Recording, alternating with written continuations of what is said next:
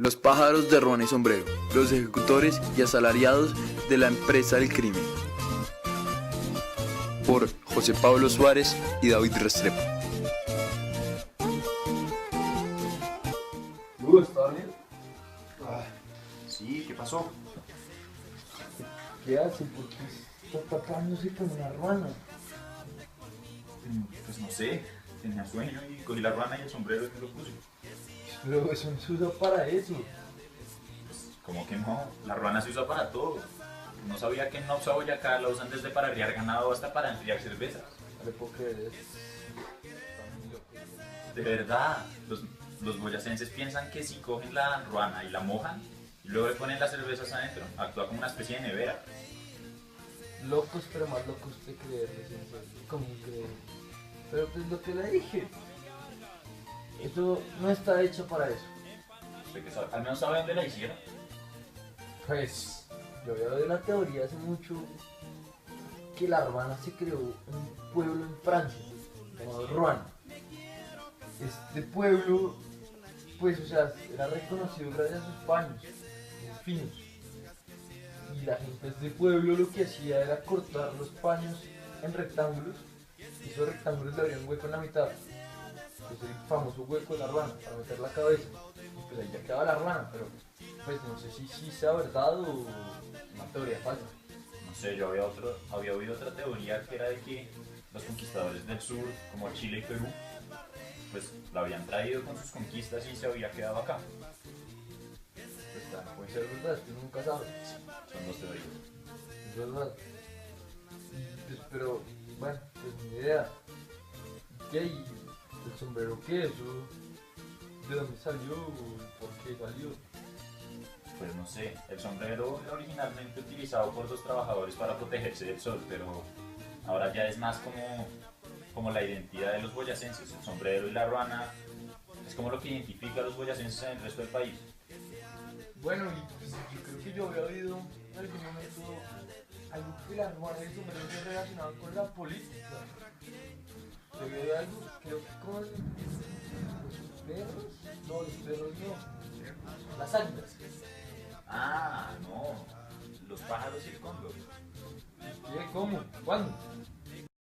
La década de los 50 es considerada una de las épocas más violentas en Colombia, antecedida por un problema agrario no resuelto, en el que se pueden destacar numerosas reformas y contrarreformas agrarias que constantemente manipularon el campo en el país, como la Ley 200 del 36 y su contrarreforma, la Ley 100 del 44, ambas desarrolladas bajo el gobierno de López Pumarejo. Y una cadena de violencia entre partidos, liberal y conservador, en donde se pueden destacar el asesinato el 9 de abril de 1948 del candidato presidencial Jorge Eliezer Gaitán para las elecciones de 1950. Darío Echandia, candidato liberal, retira su candidatura por falta de garantías de seguridad y Laureano Gómez, del Partido Conservador, como único candidato, gana las elecciones y asume la presidencia el 7 de agosto de 1950. Cuando el general Rojas Pinilla subió al poder con su supuesta imparcialidad de partido en 1953, una serie de cambios se hicieron a nivel social y económico. A nivel económico, el país estuvo estable y progresivo. Se trajo la televisión al país y otra serie de cambios económicos. Pero a nivel social, aunque sí hubo cambios positivos como la validación del voto de la mujer, estuvo en un constante deterioro social, pues se firmó el primer tratado de paz en la historia colombiana con las guerrillas de los Llanos, encabezadas por Guadalupe Salcedo, y con las guerrillas liberales del Tolima, encabezadas por Juan de la Cruz Varelo. Pero este tratado de paz sería una falsa amnistía, pues no se dio ese perdón y olvido que prometía el gobierno de Rojas Pinilla, sino que los desmovilizados comenzaron a ser secretamente asesinados por el gobierno. Aquellos pertenecientes a las guerrillas que aún no se habían desmovilizado pasaron a ser bandoleros. Hubo varios tipos de bandoleros, como el bandolerismo social, que tuvo tendencias bipartidistas que estaban constantemente en enfrentamientos armados y violentos. La simbología de los bandoleros fue muy interesante, pues los campesinos decían que los bandoleros más famosos e importantes, como Efraín González, se podían transformar en piedra, y los cleros y curas los consideraban como fieles guerreros de Cristo. Pero no entiendo, ¿qué tiene que ver esto con la ruana y el sombrero? Espere y le planteo bien el problema. En la década de 1950, Colombia, y especialmente las zonas cafeteras, se caracterizaron por los siguientes aspectos de la violencia: el bandolerismo, los chulavitas y los pájaros. Este último, aunque no afectó negativamente a la economía, al menos el Valle del Cauca, pues los índices de urbanización, industrialización y proletarización mejoraron su estado durante la violencia. El Plan del Valle era el área rural gremiamente más organizada del país, pero afectó de manera significativa el área a nivel social, pues se registró la cifra más alta de parcelas agrícolas perdidas, con casi 99.000, y de migrantes a causa de la violencia, con 368.000. A nivel político, el país estaba en crisis. El asesinato del candidato liberal a la presidencia, Jorge Eliezer Gaitán, había causado una inconformidad frente al gobierno de aquel entonces. Luis Mariano Ospina Pérez, del Partido Conservador, que sería sucedido por Laureano Gómez Castro, del mismo partido. Pero no sería sino hasta 1953 cuando el general Rojas Pinilla ascendería al poder con una supuesta imparcialidad del partido que en realidad se asociaba más con el Partido Conservador y traería la decadencia de los pájaros. En este periodo de tiempo encontramos casi una hegemonía conservadora que rige sobre el país, y es bajo esta hegemonía y especialmente después del 9 de abril del 48 que el Partido Conservador necesita controlar a las masas liberales y hace uso de la violencia, como dice el sociólogo y político Gonzalo Sánchez. Los conservadores del Valle del Cauca formaron ellos mismos su policía privada y le dieron funciones específicas con mira a elecciones presidenciales. Aquí, usted puede ver cómo su policía privada, los pájaros, hacían trabajos específicos, asesinar, con el objetivo de ayudar al Partido Conservador y controlar al opuesto. Estos pájaros podían atacar en cualquier lugar y a cualquier hora del día, y causaban un enorme terror cuando se presenciaban en cualquier lugar de Tuluá, portando su característica pinta de ruana y sombrero, que portaban cubriendo sus ojos, aunque inicialmente eran característicos de un campesino ordinario, sin necesidad de pertenecer a ningún partido. Poco a poco se les fueron acreditando a los pájaros conservadores, que no eran más que los asalariados de la violencia, cumpliendo órdenes de pajareros que seleccionaban a las víctimas y proporcionaban un lugar y una situación en el que pudieran ser fácilmente asesinados, y les proporcionaban inmunidad a los ejecutores. En el contexto anterior, encontramos una injusticia política y social, justificada con una alta economía en el valle, que sería usada para poder gobernar al país, donde cualquiera que fuera fiel a su partido podría convertirse en un pájaro de ruana y sombrero, que conseguía dinero a punta de asesinar liberales. Pero la pregunta sería, ¿cómo los pájaros de ruana y sombrero del Valle del Cauca en la década de los 50 influenciaron el país a un nivel político y social? Pues no sé, yo la verdad para responder esa pregunta tendría que abordar la identidad cultural de Stuart Hall. ¿Qué? El objetivo es identificar a los pájaros como individuos sociales y políticos que asumen unas características específicas para asalariarse. En este describe la cultura como mapas de significados que hacen posible leer al mundo, uniendo lo simbólico y lo social. Así pues, dice que la cultura define y construye la vida en grupos. En una película que me vi, Cóndores no entierran todos los días, se puede evidenciar que los pájaros, dirigidos de alguna manera por León María Lozano, el cóndor, aunque pertenecen a un partido, el conservador, comparten con el resto de la población una identidad y una cultura, además de una historia y unos ancestros que podrían ser usados como marcos de referencia. Para explicárselo bien, lo voy a dividir en dos categorías: pájaro y simbología. El pájaro, visto desde el punto de vista de Hall, no es más que una parte de la cultura que se apropia de una identidad, ignorando las diferentes relaciones de identidad y de historia que tiene con el resto de la cultura, transformándola así en una subcultura vital para la formación de la identidad de una sociedad.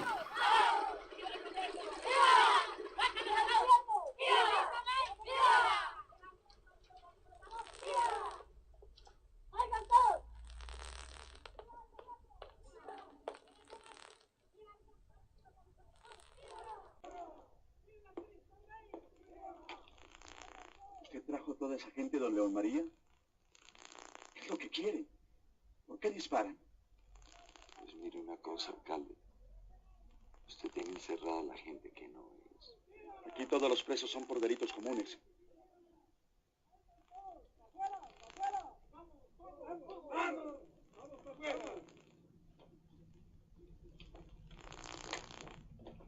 Ahora a defender a este gobierno. ¿Quién los metió a la cárcel? ¡Los cachiporros! Ahora a pelear al lado del Partido Conservador.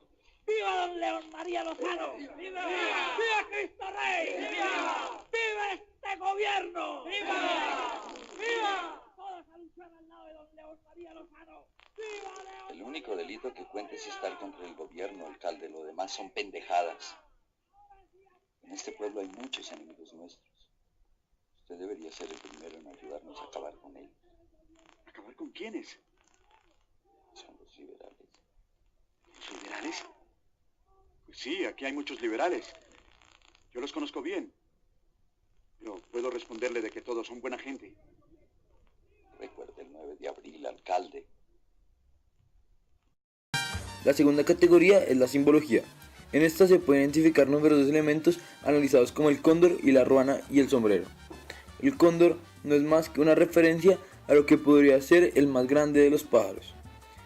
Este símbolo demuestra que León María Lozano, el cóndor, estaba en lo más alto de una pirámide jerárquica, seguido de unos posibles intermediarios y finalmente de unos ejecutores que serían los mismos pájaros. Por otro lado, la ruana y el sombrero podrían tener muchos significados.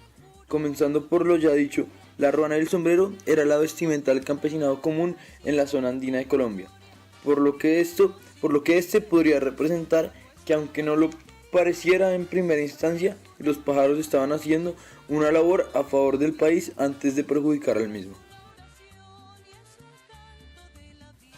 ¿Y ya eso sería todo de la rana y el sombrero? ¿O Pues no sé, yo creo que se puede analizar desde más formas, no sé. los de cuáles? Pues No sé, ¿no lo podrían analizar desde la microhistoria? claro que sí. Estos objetos se pueden analizar desde la microhistoria, ya que estamos partiendo de un objeto en específico o una cosa en específico para llegar a la realidad de todo un país. Estamos partiendo desde la ruana y el sombrero para llegar a los pájaros, la policía conservadora. Esto sería un análisis microhistórico, ya que estamos microestudiando un caso para después lograr un caso macroestudiado.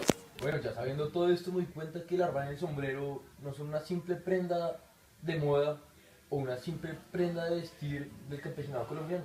No, es mucho más que eso.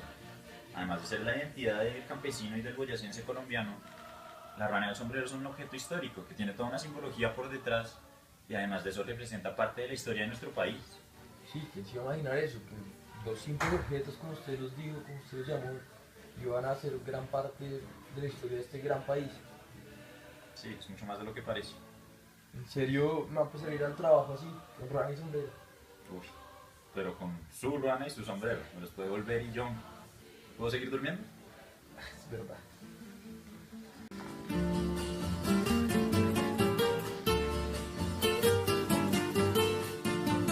Chao. ¡Chao!